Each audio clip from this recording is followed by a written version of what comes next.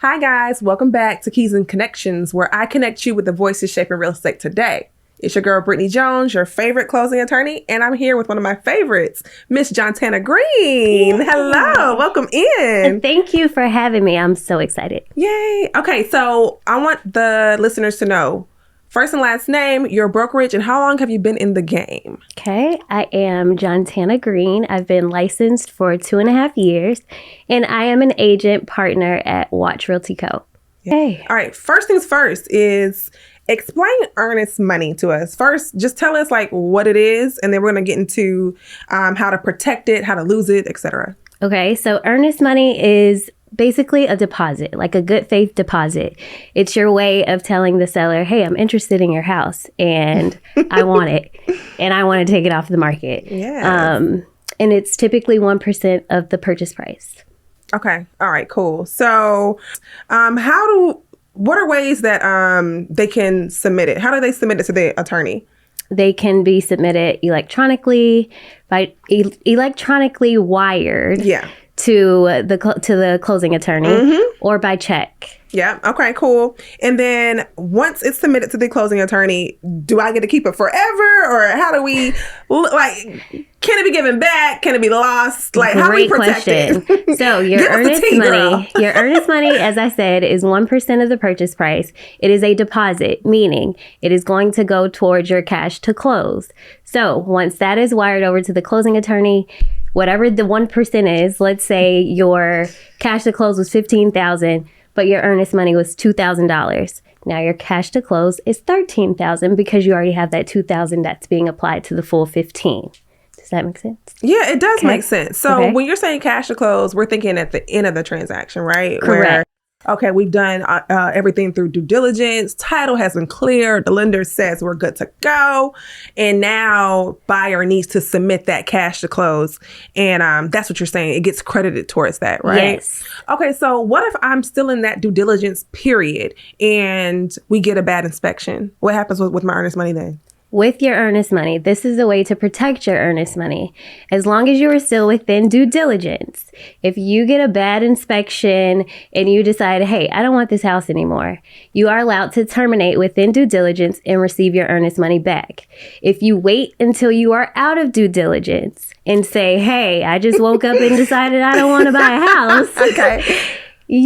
That's grounds for you to lose your earnest money. So you want to make sure that you are doing your due diligence. You want to make sure you are hiring an agent that is going to advocate for you and that is knowledgeable enough to tell you all the things that you need to know so that you don't lose your earnest money. Okay, clock in. Okay. Meaning, call me because we don't lose earnest money. Yes, hot to her nice. And when does it make sense to you to buy versus rent? Okay, so yeah, give us like some real life stuff. Like for example, for me, what stands out is if my credit is not in the best position. You know, I may not want to purchase. Yeah. You know, that's an example. That's a big thing. Yeah, right. It's a real thing. What's your perspective on that? Buying versus renting, and when's the best time? I have a lot of feelings about buying versus renting. Okay, we want to hear them. One, I feel like a lot of people just don't know. Especially in our community, I feel like if you don't know, people are afraid to ask. Or they hear these myths of how much money you have to put down, 20% down. And that's not a thing. It can be a thing. However, in most cases, it's not.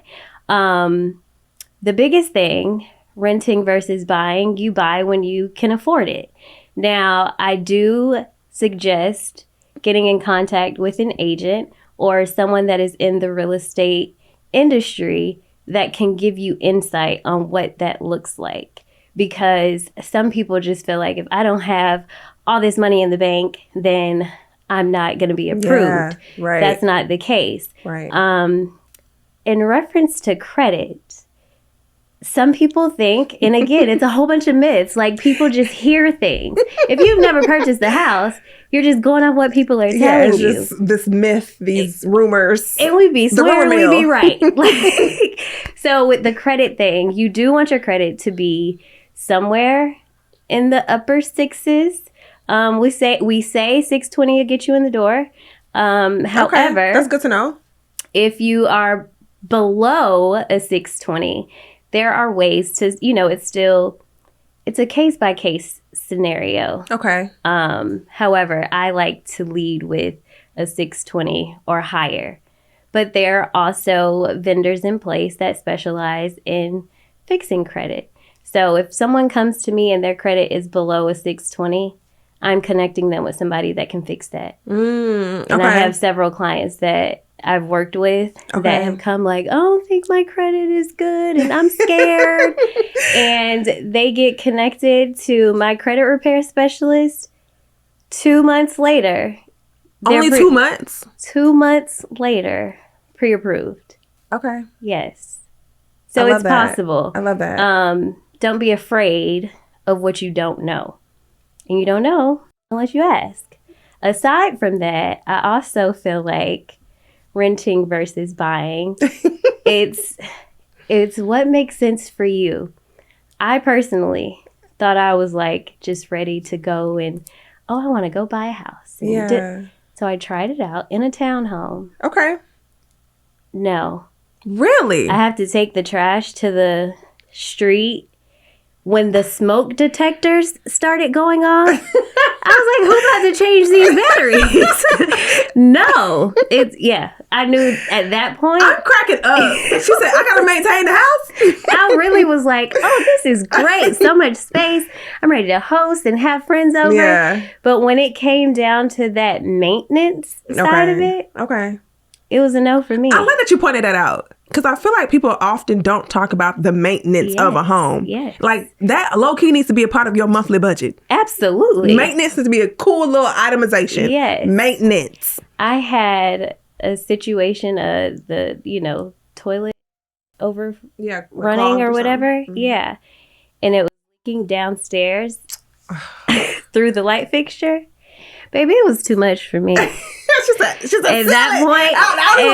At that point, take me back to where if something happens, I just hit a few clicks and somebody's coming to get. I'm cracking up. She said, I sold the house over. Look, I was climbing on ladders, taking the batteries out of the smoke detector. It was me and Bentley can't deal. We can't deal with that. Mm-mm. Bentley is her dog. Bentley is my dog. My baby. Okay. I also put it out for maybe renting versus buying. Something that we can consider is if you have a lot of debt, maybe wait until some of that stuff is paid off. Which, in that case, I also advise speaking with lenders or credit repair specialists because a lot of people don't know. Yeah. It's like, I went on Credit Karma, and we know that Credit Karma is a resource that we can utilize, but it's not the most accurate. Yeah. In most cases. So being able to speak to someone that knows what steps you need to take, because I've also had a case where clients came and they were ready or thought that they were ready, but we had some work to do. Okay. And that's okay. Yeah. It may delay your process by 2 to 3 months, maybe even 6 months. However, you know that you're actively working towards correcting those things instead of just saying, I'm going to just rent forever because my credit is bad, or you're trying to do it on your own. Allow people to do their jobs. Yeah. That's what I'm here for. You're not a real estate professional. I'm going to give you the resources and the knowledge. Yeah. Yes, everything that you need to get you there. All I need to know is that you're ready to commit to becoming a homeowner. I'll do the rest. I like that. Okay. Okay, so shifting into preparing your clients, because it sounds like you're very good at prepping folks. Like if they're not ready, you have the vendor list for it, right? Okay. So I want to talk about individual clients versus like your LLCs or like more of your investor group. Okay. So first off, so when I want to define individual clients. So my thought process is I'm an individual client when I'm like purchasing for like myself. Like I'll be really living there. I'll be a primary homeowner versus like for these LLCs or more of these investors, they're looking for a return on their investment. Right. So when you're in these initial intake meetings with these clients, I know that you work with a lot of investors. How are you preparing those clients differently? Like what does that look like for you? So for me, one, I am a former teacher. What grade did you teach? What did you teach? Well, I had third grade, kindergarten and third, but third was my sweet spot. Okay. Yeah. I love that. Yeah. So education is my background. Yeah. So I look at real estate how I look at being a teacher. Because again, a lot of people don't know. Yeah. So my thing is when I'm having buyer consultations, I always tell my clients on the first discovery call that I'm going to make this process as seamless as possible. And I'm going to educate you on things that you think that you may think you know or that you do know. Yeah. And there's no dumb question. And I know that's very cliche to say, but there really isn't a dumb question.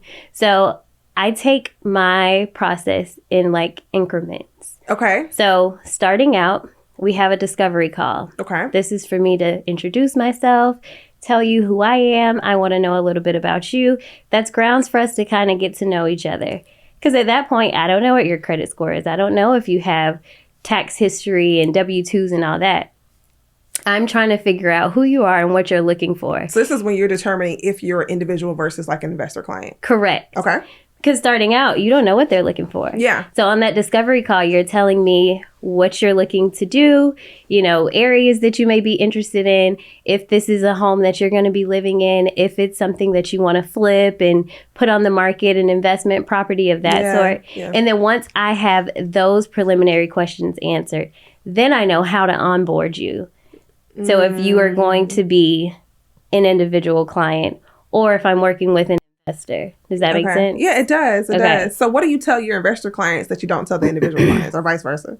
Well, the process is a little bit different if you are living in the home versus if you are going to a hard money lender, let's say, to do a rehab or a flip. So those requirements could be different, and I need to know who I need to put you in contact with. Yeah, that's what I think of when I think of requirements are different. When I think of the investor folks, I'm like, y'all have tougher loan products, like more strict is a better way to say that. Yeah. And most of the time, y'all are trying to get out a little bit quicker. Right. So you have a different kind of like deadlines for individuals versus investor clients. Yeah, because those hard money lenders for these investment properties, one, your down payment is more than likely going to be higher. Okay. So we need to know that you are prepared for what you're going to have to come with to have this loan funded versus if it's an individual client. If you're FHA, VA clients, you don't bring anything to the table. So it varies, what I need to prepare you for. So that information up front is very important. Okay, cool. All right. So you've answered a lot of great questions, and I'm moving on to my rapid fire section. Oh. Yes, rapid fire. Okay. So what are we burning down? Wait, what is rapid fire? Okay. So basically, it's a this or that. Okay. You're welcome real estate? Real estate, all real estate. Okay. You're welcome to expound, but you can't choose both. Okay, this or that, Jontanna. All right. Ranch style home or townhome? Townhome. Okay. What's that? Yeah, You're gonna go with townhome over ranch? If I'm by myself. Okay, townhome or high rise? Knowing what I know, and that it's just me, we're gonna go high rise. Okay, yeah. Now, once that dynamic changes, then I would go single family for sure. Which a single family would be a ranch. Yeah. Homes that are detached. Yeah. Okay. Investor client or first time home buyer? Yeah, rapid fire. I can't say both. No, you can't say both. I like both for different reasons. You gotta pick one. Dang, the investors ain't gonna want to come to me. No. I'm just kidding. They're coming. I would say first time home buyers because I love the light bulb moments. I think it's the teacher in me. When people come and they feel like this isn't possible for me, there is nothing like seeing their face when, or hearing their voice, the excitement, or when they actually see the home that, that they want, the dream home. Like that moment is it's like life changing in a because sense. it is for them. Yeah. And so for me, it's like, wow, like you did that. It's kind of like how I felt when I was teaching. When my kids would get something and be like, oh, Miss Greene. That light bulb moment. I love being able to impact lives and change lives in a sense. No, it is. Purchasing a home is a very big deal. It's probably the largest purchase of most people's lives. So if I can be a little fraction of that, absolutely. Investors, it's like they already know what they're kind of getting into. Yeah. So it's not really much of a light bulb moment. It's like, are you going to help me get this money? Yeah, like we need to get to it, deadline. Yeah. Okay. So I would definitely say first-time home buyers. All right, cool. Bigger kitchen or bigger closets? Man, I'm going to say closet. Okay. But I love to cook, so I want the kitchen to be a nice size too. Okay. I got lots of appliances and gadgets in the kitchen. You're but I'm definitely going with the closet. Okay. Yeah. The closet is key. Yes, all right. for sure. And then representing buyers or sellers?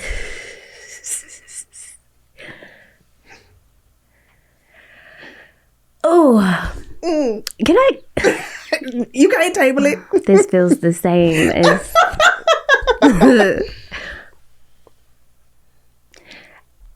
What's the next question? No, that's it. The next one is a given. But man, buyers. Would you pick a buyer sellers? Or sellers?